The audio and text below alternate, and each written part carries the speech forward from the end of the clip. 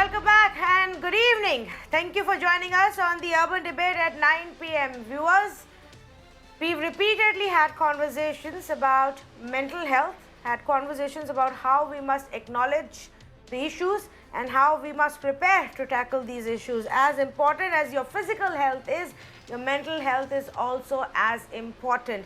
Tonight, though, I want to tell you that there is now a warning that has been put out by United Nations saying that this is going to be the worst ever crisis, even in terms of mental health problems, owing to coronavirus, owing to the pandemic that has gripped this entire country right now, and this is going to impact even our peace of mind, aggravate mental health conditions, aggravate mental health problems, and become a huge issue for countries across the world. Now, as you know, viewers, we are already in our country highly short-staffed in terms of help available, counselors available, psychiatrists available when it comes to mental health. There is also a massive stigma that's attached. Unfortunately, even now, people think twice before talking about it. People think twice before even admitting it and seeking professional help. But it is important for us to get rid of that stigma. It is important for us to acknowledge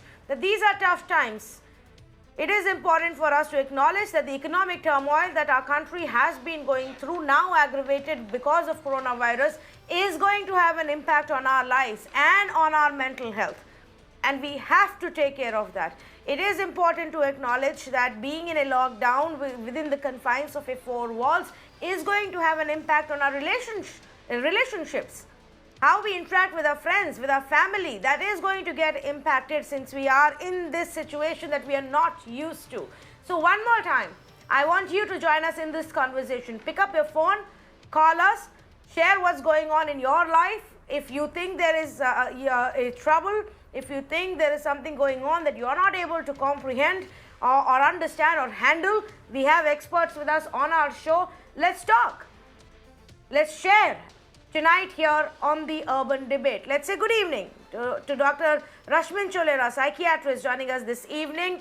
Dr. Jitendra Nagpal, senior psychiatrist with Moolchand Medicity and program director for Expressions India National Life Skills Education Initiatives. Usha Krishnamurthy, counselor with Apollo Shine, joins us this evening. But first up, I actually want to go across to Dr. Gangadhar, director for NIMHANS, who's with us. Dr. Gangadhar, in your own experience, even for NIMHANS, have the queries gone up? Have the number of people who are seeking help gone up in the last 2 months? You're right. When the COVID episode started, we had to close the outpatient services because of the lockdown. But the emergencies were going on. We realized that people needed help. We initiated a helpline, which became a national helpline under the Department of Health, and not just NIMHANS, several other institutions also receiving calls. We initially started receiving as many as about 1,000 calls a day. That calls increased day by day and has gotten actually plateaued in the meantime. People are reaching out to the hospital through the telephone telemedicine services, and we have also started a IVRS to help people call up for psychiatric help if they already have a registration in NIMHANS, and people are already seeking out to receive help.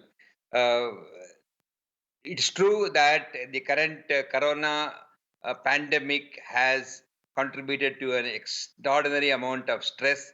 It is a usual stress, but from an unusual situation which has impacted everyone.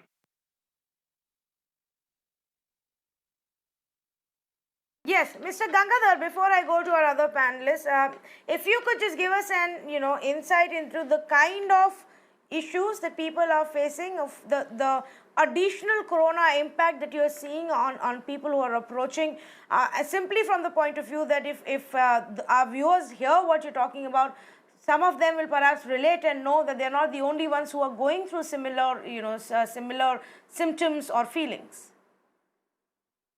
There are three or four types of concerns that we come across. One is fear of me myself getting corona. fear of my family getting corona, fear that it would lead to a morbid and even a final stage of ending my life. So this is one fear about the disease. Second thing is fear of being stigmatized. Even if I get well, would I be making others become ill because of my past connection with that virus? So this some concerns about stigma is still quite high. Then all the stress related to the lockdown, which of course each person experiences the lockdown stress differently. And last but not any less important is availability of help to receive medicines, particularly in psychiatric illnesses. They will be receiving medicines for several months to years, some even for life. For these people, if medicines are not available, there's going to be some distress. Even if medicine was available, many people would be happy to keep in touch with their doctor for a reassurance or for a counseling or one of those things. And uh, in a way, drug related problems, particularly alcohol, initially alcohol was not available. We saw a spate of people who are coming with withdrawal symptoms. Now alcohol is available. What it will mean, we have no idea. And staying at home, we thought people would come socially closer and get a healthier interactions between each other. But there is a group of people who end up having a lot of distress, disharmony, leading to various family conflicts as well. This is a range of conditions that we have seen.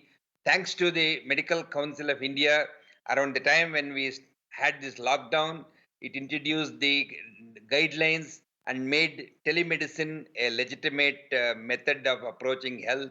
There are a lot of people who are seeking out help on telemedicine, and NIMHANS itself has conducted training courses to a lot of doctors, psychiatrists in particular, how to become familiar and be able to reach their people through the telemedicine services.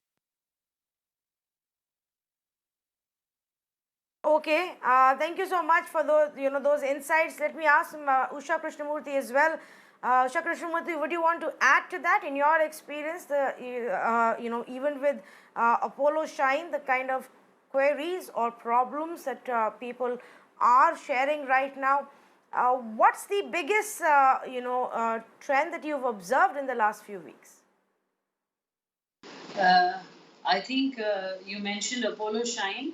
A lot of organizations, just like Apollo Shine as well, has been doing tremendous work in bringing awareness about how we can tide this time, this unusual time that we're all going through. I think I'd like to draw attention to the fact that we cannot, not acknowledge that as a nation we have really stepped up our game. I think we should all also take this time to pat ourselves on the back and congratulate ourselves for the fact that we've come so far. This is our third lockdown, and we are progressing pretty well. As human beings, I think we adapt very well, and we are adapting to this new normal that we seem to be having. So I'd like to, also, I think we need to also feel good at a time like this, that we are managing, we are trying to cope, and that's very, very important. I mean, not discounting whatever issues are there, but can we also take a moment to say, we are doing okay? Right, right. In fact, I was, going to ask that. The next question would have been that, Dr. Rashmin Cholera, maybe you can come in on that. How do we deal with this? It's new for most of us. We're not used to being home indoors 24/7. We're not used to even being around. Some of us are not even used to being around our family members for so long, constantly, without having any space to get out or to take a break. Some of us are going through stress because of job concerns, whether or not our business will survive, whether or not we will have a job tomorrow, and that's just adding on to all of this pressure. Plus, like Dr. Gangadhar was saying, it's the fear of what if I get coronavirus tomorrow or somebody in my family gets. How do we try and tackle this? It's a very pertinent question, and the challenges that we encounter are manifold. In terms of the fear and in terms of the psychological trauma and the distress that we encounter, we have distress that is encountered by the jungle people, the lay people at large. We have a lot of stress that is encountered and mental health consequences in the essential caregivers, in terms of the public transport providers, in terms of the administration, in terms of all the essential services like, say, the sewage cleaning, etc., and the waste management. And then, of course, there is the huge amount of mental trauma and the stress that the healthcare providers directly involved in COVID care have to encounter.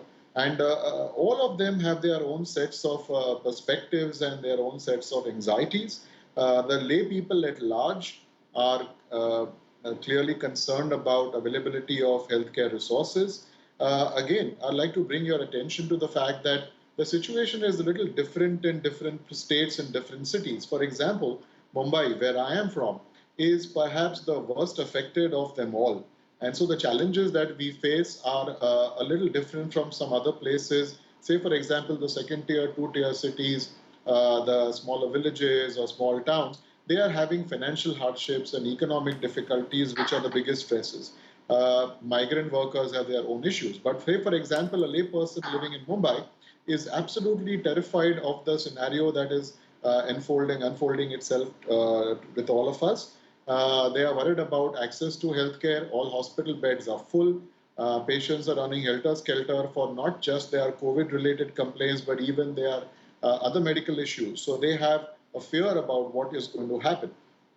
In terms of the essential caregivers, these essential services, they have their own anxieties. They're the ones, for example, the best workers, right? The local public transport providers, they are extremely worried because they're having a lot of positive cases and a few casualties as well. So they are protesting with the administration in terms of providing them with PPEs and providing them with good care. The police force is also at the receiving end of the brunt of COVID. Many of their personnel are affected, and they are also having a tough time getting access to good health care. And the biggest challenge is now for doctors. I have spoken with a lot of my colleagues who are directly involved in COVID care in all major hospitals, in Sion Hospital, in Nair Hospital. All of these have been in the news for most of the right reasons and some wrong reasons. But they are also extremely anxious because they are seeing the kind of scenario unfold which nobody had ever envisaged, right? There are people who are flooding into the hospitals. There are not enough beds. There's a wait list to get into a good COVID care hospital. There are people dying on you. And the trauma to the young resident doctors who are the frontline workers, the trauma that the doctors who are at the front line of COVID care, from the chest medicine department, from the emergency medicine department, from the general medicine department, from the anesthesiology department, the intensive care workers, they are working at the absolute edge of health versus ill health. So they have their own stresses and traumas as well. So we have to be able to acknowledge these, and all of them are going to have a huge effect of all of this. Eventually, they will have to deal with it. And in a sense, just the way you might see after any calamity, after, say, an earthquake, or after, say, a deluge like we had in Mumbai some years back, we are inevitably going to see some cases of post-traumatic stress disorder or some psychological consequences amongst all these workers as well. So we have to prepare for all of these. And Dr. Gangadhar and all the other senior panelists will acknowledge that they have been taking a lot of efforts. The NIMHANS has been the frontline agency in all of these efforts, but we all will need to put in our resources, and we will have to kind of prepare ourselves for the battle ahead. the COVID workers are working with COVID, but there's going to be a lot of Right. morbidity with the non-COVID healthcare as well. So we have to be prepared for it, and we have to take all the corrective measures in advance. We are forewarned, so we have to take corrective measures soon. Yes, in fact, the United Nations says that COVID virus is not only attacking our physical health, but it's also increasing our psychological suffering. That mental health problems are some of the greatest causes of misery, and that already across the world, it's not just India, they are seeing higher than usual levels of symptoms of depression and anxiety which is being recorded. Now, according to United Nations, what we can do to minimize the impact is to have a whole of society kind of an approach to promote, to protect and care for mental health. We ensure that there is availability of emergency mental health and psychosocial support, and that the COVID recovery itself is also, supported by some amount of mental health services. And in fact, United Nations says it's an extremely important thing that we need to do right now, which is to ensure that we start building for future as well the availability of such services. And Dr. Nagpal, that's going to be a big challenge for India. We are already hugely understaffed when it comes to experts, psychiatrists, psychologists, counselors being available in our country in terms of our population.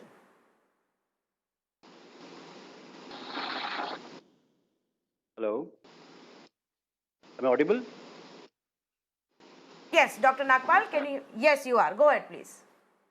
There's no doubt. I've been listening to the experts here, and when we go by the warning of the United Nations towards the mental health crisis, I think the factors that come to my mind, I'd like to summarize it in three approaches. One is the context of the COVID-19. We have the population, very important. I'm very happy to hear the panelists. Specific populations and the specific vulnerability has to be measured, and how we look at the levels of care, as you were just mentioning. Now, the context is very clear.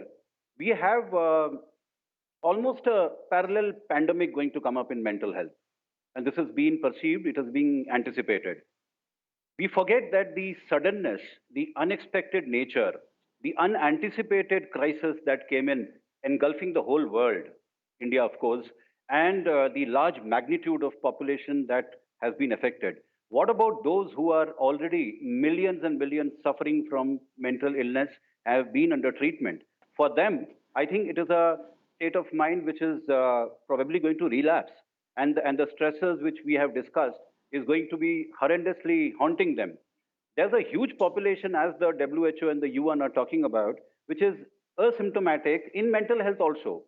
When we talk of COVID being asymptomatic, I think it's time we talk of mental illnesses being asymptomatic and perceived hidden factors like the family helping them right now during the lockdowns. What about when the lockdowns get a little released? We move out. The migrant workers, we can see them. What about the employees? So when we look at the vulnerable populations, I think the mental health scenario, a whole country, the whole nation approach to the mental health scenario has to be taken up. And it is never going to be the few thousands of psychiatrists who can take care of the mental health of India.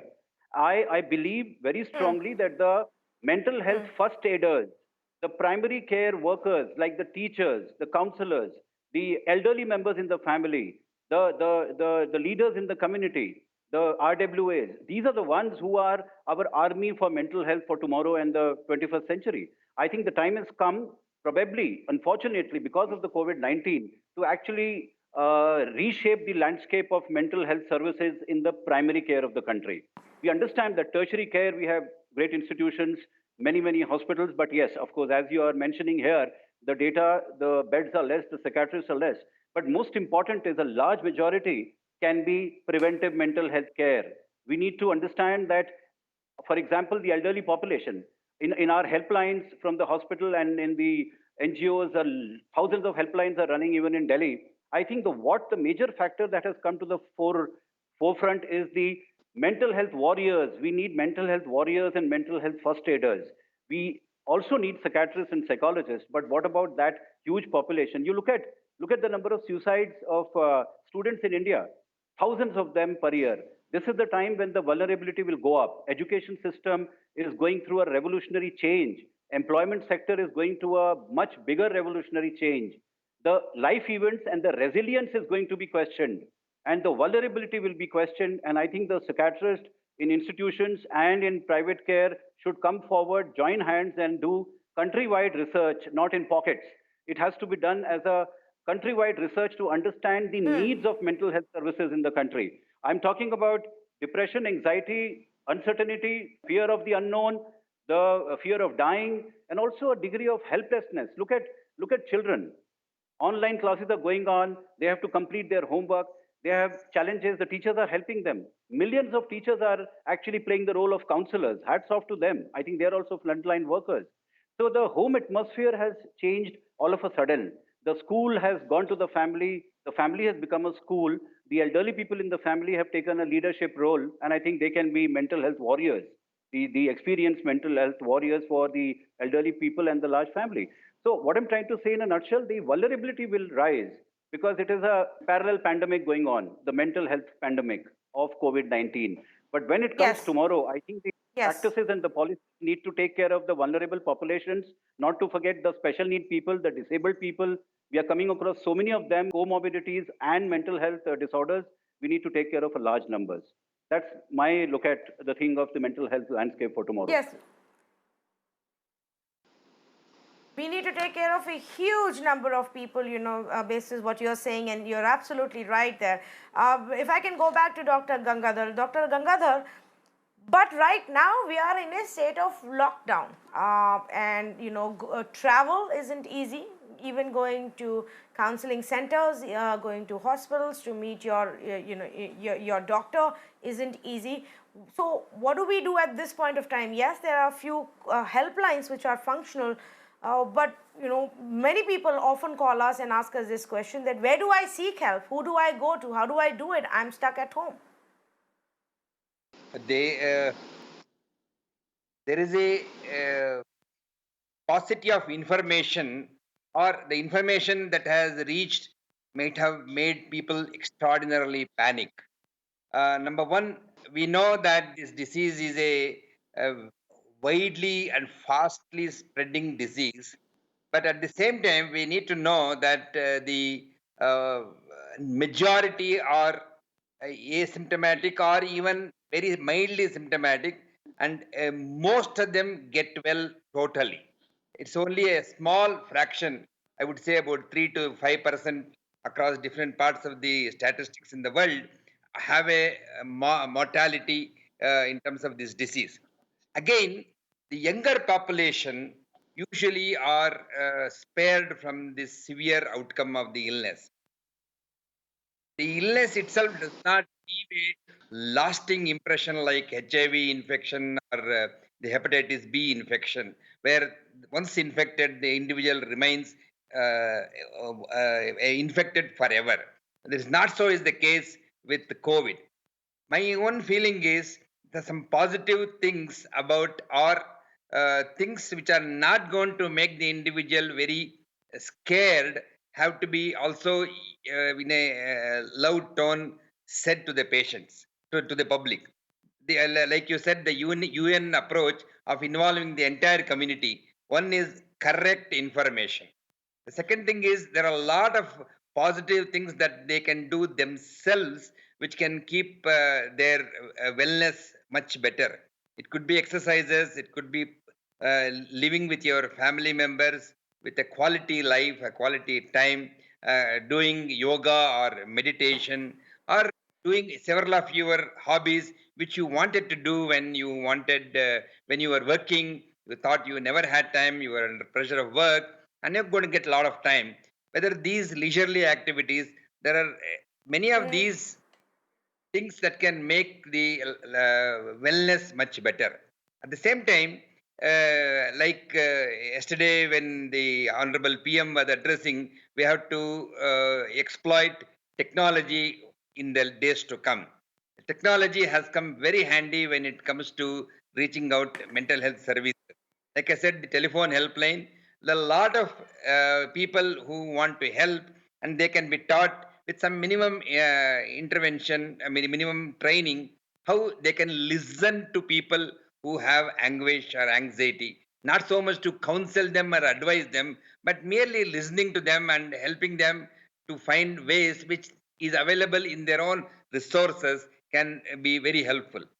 A lot of good Samaritans, a lot of NGOs, a lot of voluntary agencies, and many other people who, for the first time, have jumped to help the public, may it be carrying ration to the migrant workers or getting medicines to some people who have to get these medicines from the shops or from the hospitals, helping out people to be brought to the hospital in their own cars when ambulances are not available. There can be any number of examples that I have myself seen in our hospital where people are brought for help or Yeah. a neighbor is asking for help. These things are happening. I think the public response has Right. been extraordinary, if you ask me. And last but not the least is virtually every state health department has jumped to the scene from many angles, not merely detecting the individuals, tracing those who are suspect, but also mobilizing several other resources, whether it is supplying rations or keeping some places where the migrants can come and stay. May not be the perfect scenario, but I think every state ministry has responded positively to be able to come to the help of these individuals. May not be 100% efficiency, may not be Yes. 100% satisfaction to the public, but nonetheless, you have a very responsive government at all levels, state and central, across different states. So put together, the Okay, I take health your of point. the Let me, in fact, go across to a viewer also. Yes, Dr. Gangadhar, I just want to go across to a couple of our callers and see if they want to share anything or ask our experts any question. But I believe the first one, the first caller is actually from Pune. Ria's on the phone line. She herself is a psychiatrist, but she wanted to make a specific point. Good evening, Ria. Go ahead, please. Good evening to you. Good evening to everybody. I'm a psychologist here from Pune. Now here we are going to understand that fear is not what we are going to do. Instead, you adapt precautions. You must adapt to precautious behavior, addictive behaviors anymore, and in form of domestic violence is only the frustration which is coming out as to people want to go out of the house when you are told to stay at home to stay safe, when you're told proper instructions are given, proper rules are given as to how to stay safe. If you're not going to follow those, then comes fear. You please, everybody must be precautious about it, and then you will not have to think of cure. Secondly, the virus is a huge litmus test to all of us in form of behavior, in form of family behavior, in form of interaction with our family members. If a human being cannot live with his own family in his own home, then this is something question worth. Just train your mind. Train your mind that this is your own family, your own home, and your own people. You must train your minds to stay with them happily. Please, you must do a lot of exercise, physical activities indoors, so that your mind gets well trained. It does not have any empty spaces where it can, like an idle mind devil's workshop. So please, if you are going to be working from home, try and find new places, new segments where you can join in as working from home. You can do many things from home, many things for your people. So don't let yourself be idle even when you're indoors, but stay home, stay safe. You see, mental health is very important for your physical health. Okay. And secondly, change is very important. You must get used to this new change, new life, which is called staying at home and staying safe. So precaution is the way. Thank you so much, Ria. Thank you. Some of the advice that you gave there would be really helpful. Thank you for calling in. Kanak Ranjan Day is on the phone line calling us from Kolkata. Good evening. Go ahead, please. What would you like to say? Namaste, ma'am. Namaste all to the very beautiful people. I have a very simple question, ma'am. Namaste. Namaste. I have a very simple question. Let us do it deep into the matter of the fact. See, how many people are affected by it?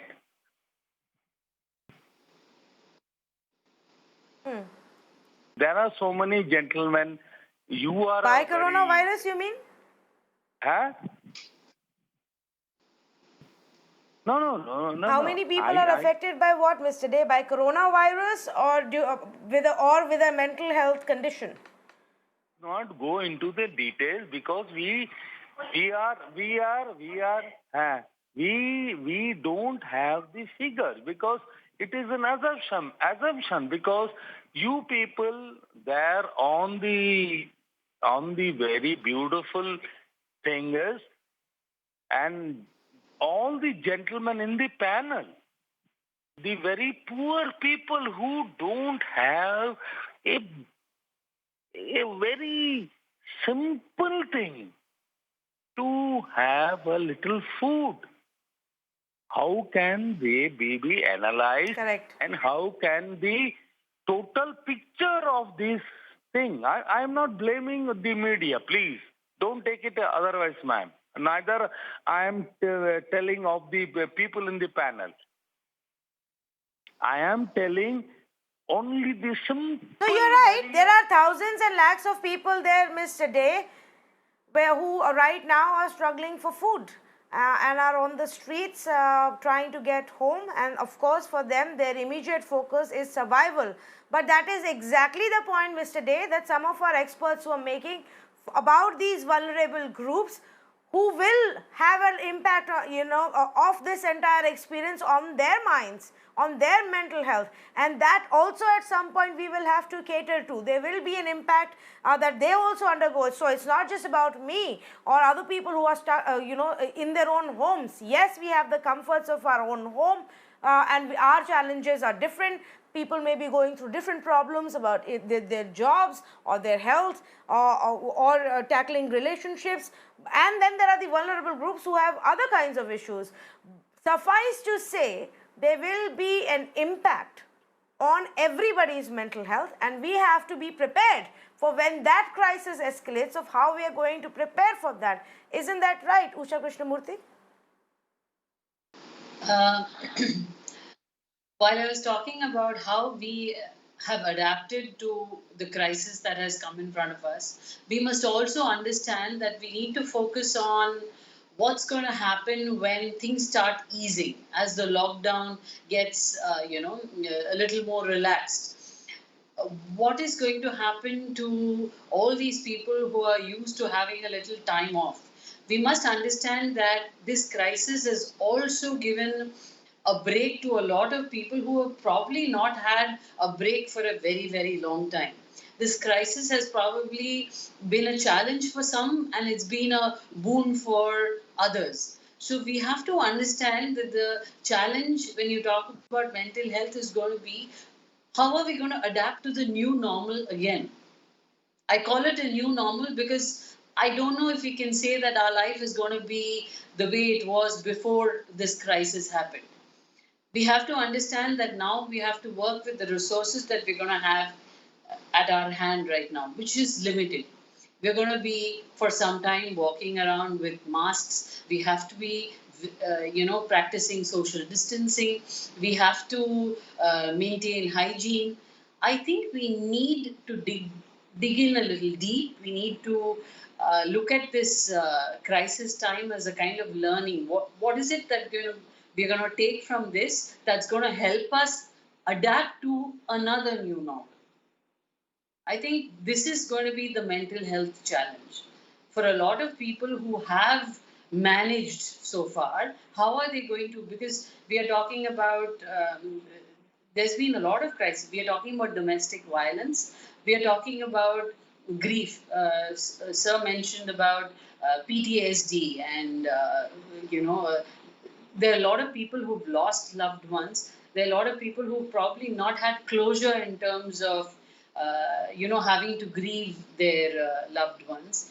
As Indians, we are used to following or falling back on our traditions. So when we are talking about mental health warriors, yes, I think the primary or the caregivers have to step in, whether it's our grandparents, whether it's our, our immediate family, our friends. I think we need to reach out and let's take a lesson from what all has happened. I think as Indians, we have all opened our hearts. We have seen a lot of lovely examples of people coming forward, um, connecting on a very human level, volunteering and doing whatever they can. So I think we should more than anything understand that we have it in us to deal with whatever is going to come here on, and we managed so far, so we're going to continue. Yes, there are always going to be challenges, but we have managed. So, what is it that we have in us that we can count on? I think this has to be a lesson. We all should be taking something away from what has happened in this situation. Yes, and let me in fact go back to Dr. Rashmin Cholera.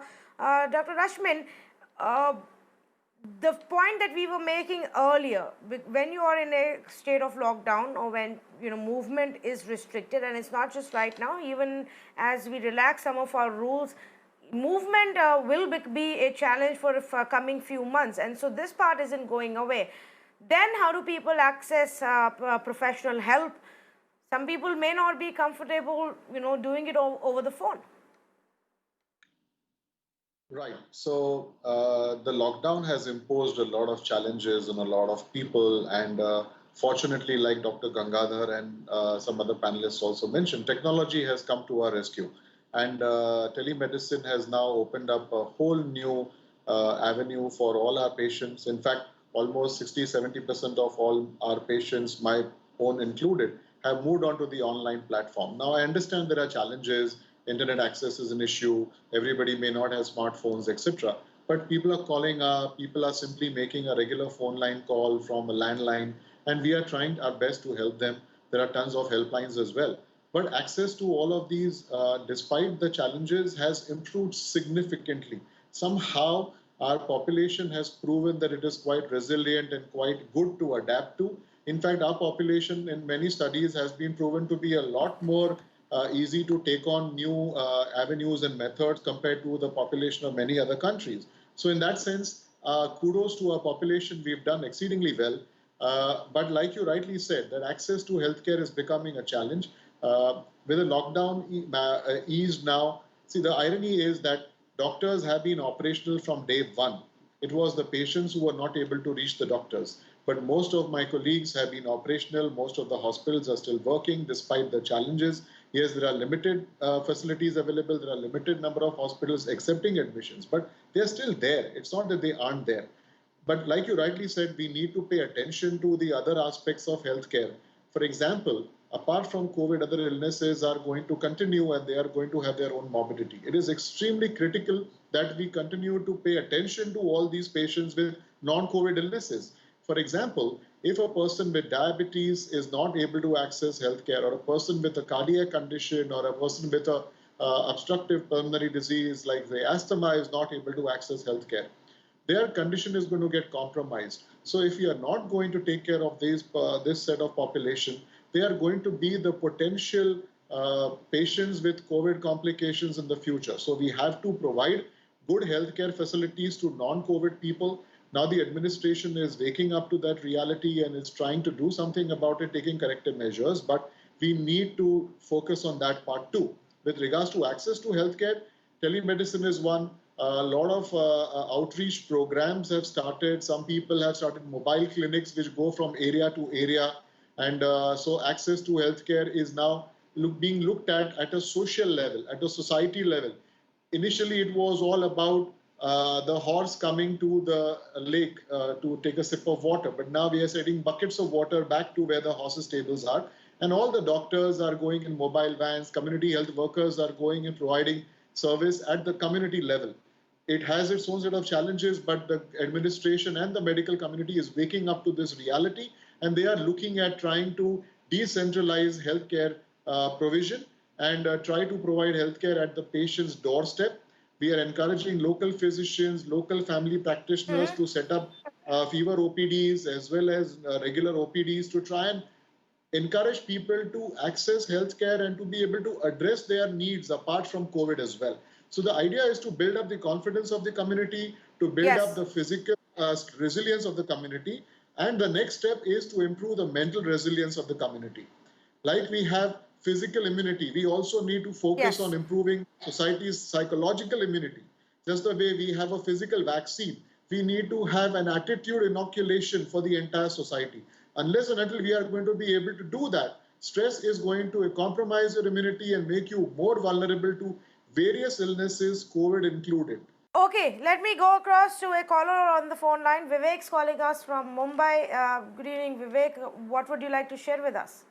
My issue is that I'm unable to sleep at night, especially in spite of taking sleeping pills, the Alprex 0.5 and Dolrox, and I'm taking almost 17.5 mg. I'm doing a regular walk of 5 kilometers a day, but unable to sleep since the lockdown. So it's been a consistency of sleepless nights.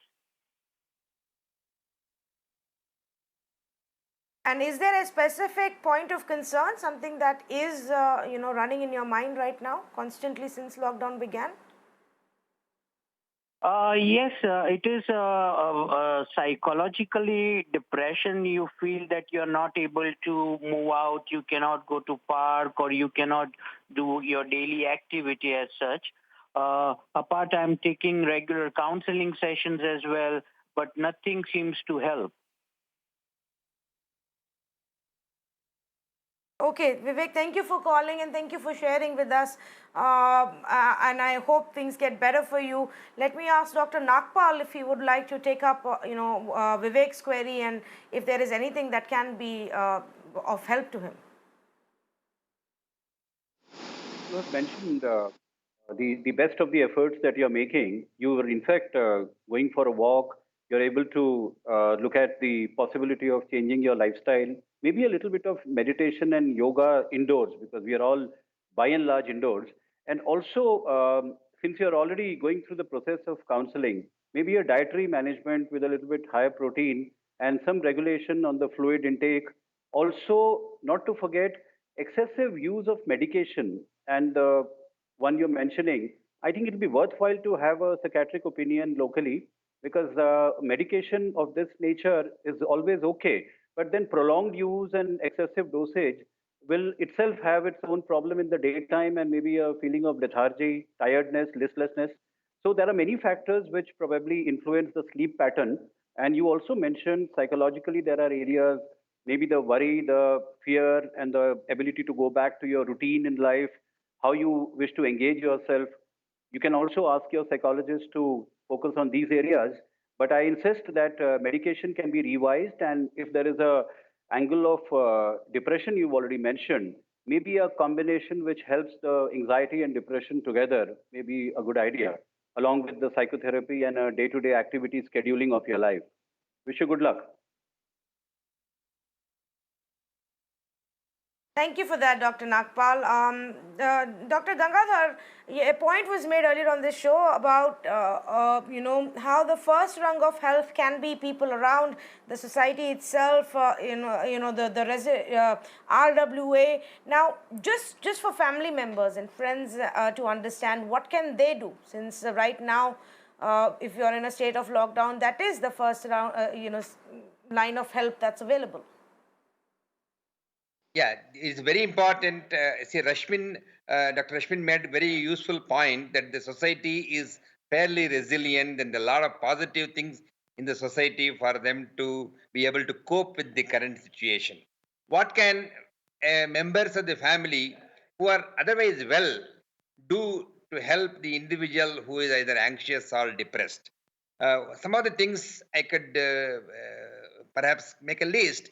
It is important that the family members do not engage in conversation related to the disease or the concerns related to the COVID, concern related to the lockdown and the financial concerns that the family could be facing. This is something that they need to keep in mind, that there is a flood of such negative information coming to the individual from many other corners. It could including perhaps the media, both printed and other things, headlines after headlines. At least these days it has gotten better, thanks to all of you becoming extraordinarily sensitive on this issue. But initial days, there was a flood of information and concern raised. So this is something that the family members could well do, Right. not to indulge. More importantly, there are a lot of positive things in that family which can be pointed out to the individual. Maybe the son playing a carom board with this individual, or the wife calling him to help him in the kitchen, or the daughter saying that, can you help me with my homework? There are good things that are doable, and it is also important that the family does things together, whether it is cooking or bhajan or doing yoga or exercise. It's being together can make a lot of Right. tension get better. Okay, let me go across to one more viewer on the phone line. Mayank is calling us from Mumbai. Good evening, Mayank. Go ahead, please. What would you like to share? Good evening, Tanvi. You see, I am 69 years old and my wife is 65 years old, and we don't have issue. Nobody is in the house. So the problem is she is a cancer patient and she is this TIA patient also, where she has got brain stroke. So she becomes on and off panicking. How to avoid that particular situation after this? This is a very important program which you are conducting, you know. Psychiatric, this thing, bad impact of COVID. Yes. Because this lockdown has increased, no? So more and more that fear of death is there. Yes, Mr. Desai, I understand what you're saying. I can also understand why your wife would be, panicking. It's understandable completely. Let me ask Dr. Rashmin if he would want to take up this query. Dr. Rashmin? Yes, Mr. Desai, the first thing I need to remind you is you are 65. You are way older than I am, and you have survived many more illnesses and many more challenges than I have.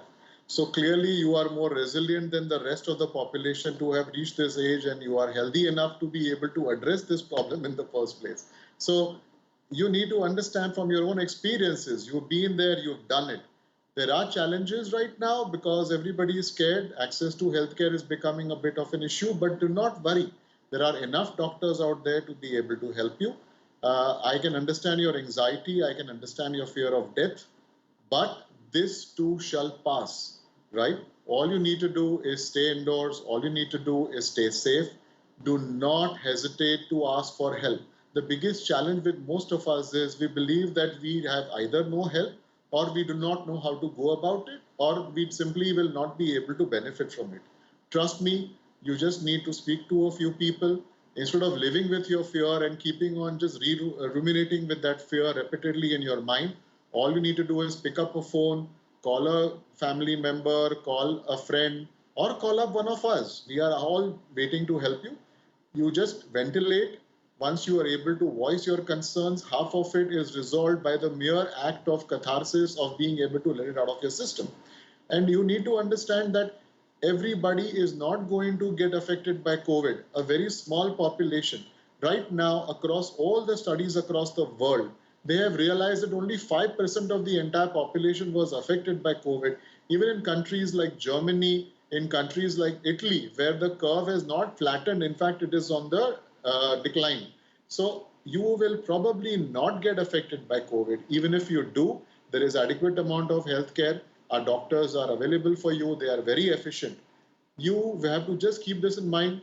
This too shall pass. You are going to see the light at the end of the tunnel. You're going to see the other side of the curve. And in all probability, you will be able to meet us in the future and have a cup of coffee with us, maybe at a 6 feet distance rather than right next door. But trust me, this too shall pass. All you need to do is keep your reserves, keep your energy going, and do not lose hope.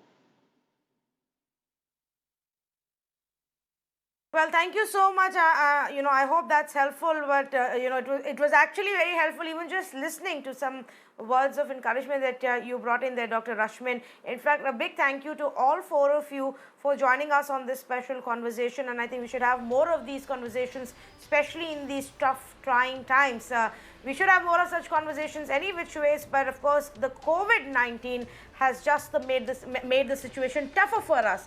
Because all I can say is the lockdown itself the economic turmoil, the fear of a possible disease, infection, fear of what might happen to you, to your family, the constraints of four walls, lack of opportunities to move around openly in open space, go to the gym, go to the club, go to the cinema, shop, all of those things are not there right now, and it is bound to have an effect on all of us.